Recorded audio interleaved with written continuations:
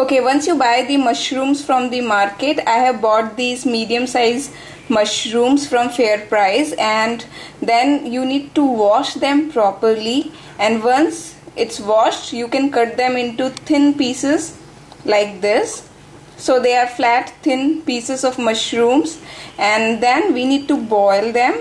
It's very important to boil the mushrooms before cooking because it will take out lot of extra dirt from it. You can see my water has turned completely black or brownish, and it has some froth formation as well, but that's okay. Just boil the mushrooms for 15 to 20 minutes. This also helps in cooking process, as well as it cleans out a lot of mushrooms.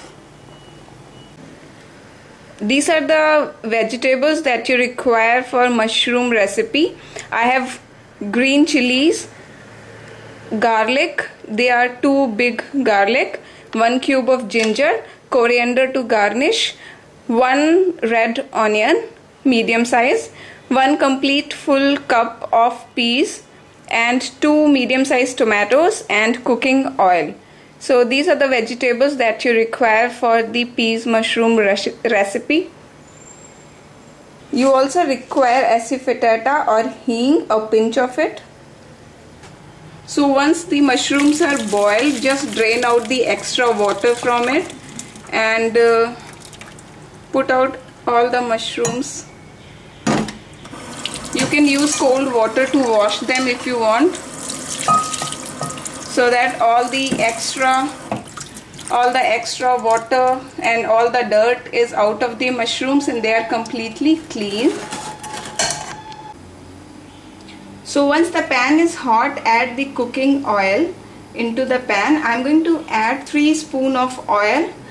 You require the oil as per the tomatoes and the onions that you need to fry. So just let this cook for 2 minutes so that the oil is hot.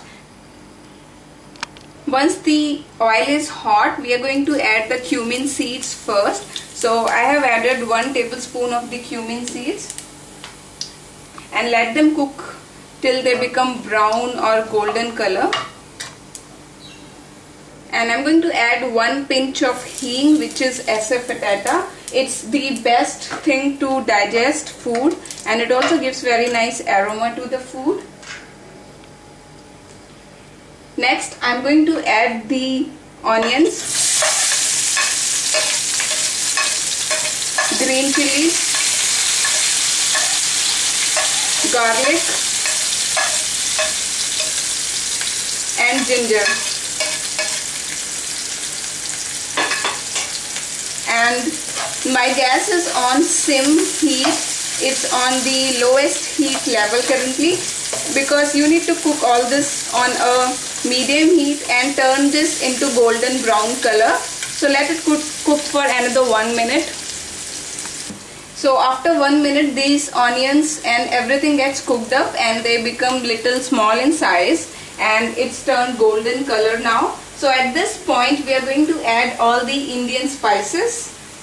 I'm going to add half tablespoon of turmeric powder, little more than half tablespoon red chili powder, 3/4 tablespoon of coriander powder, and half tablespoon of garam masala. You can add garam masala at this point, as well as some people prefer to add it once the food is completely cooked. So it's been 10-20 seconds and the spices are cooked. You don't need to cook spices much in the oil because they will burn. So I added 2 medium sized tomatoes and mix this.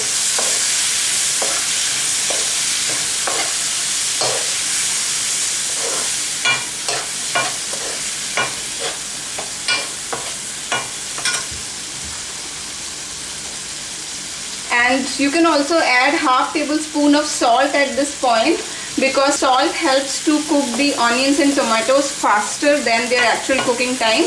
So I'm going to let it cook for another 1 minute and I'm going to cover it. So I'm going to cover it with the lid for another 1 minute and I'm going to check it again.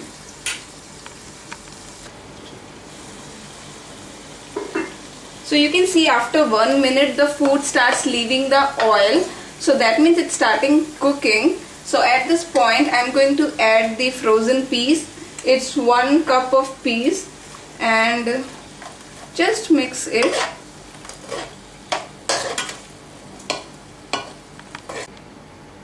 And I'm also going to add the mushrooms that I have boiled and then mix it.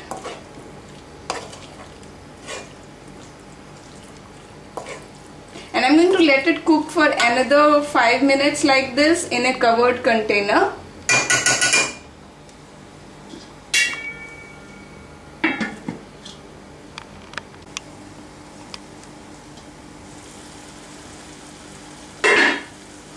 So after 5 minutes you can see that the gravy has started leaving some oil and the water content has increased little bit because it leaves a lot of water from the tomatoes. So you can mash this gravy at this point, not too much but slightly, so that all the tomatoes are nicely mashed thick and all the taste of the tomatoes and the mushrooms are inside the gravy and it becomes more thick.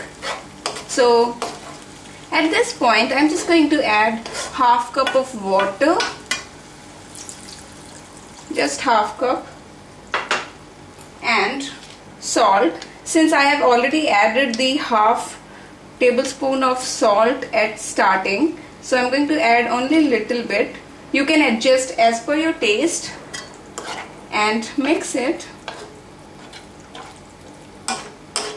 And this gravy is not made too watery. The curry is little thick, so when you cook it in a restaurant style, this is how you cook it.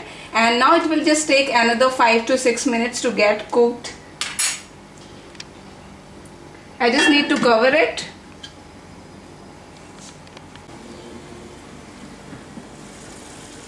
It's been 6 minutes and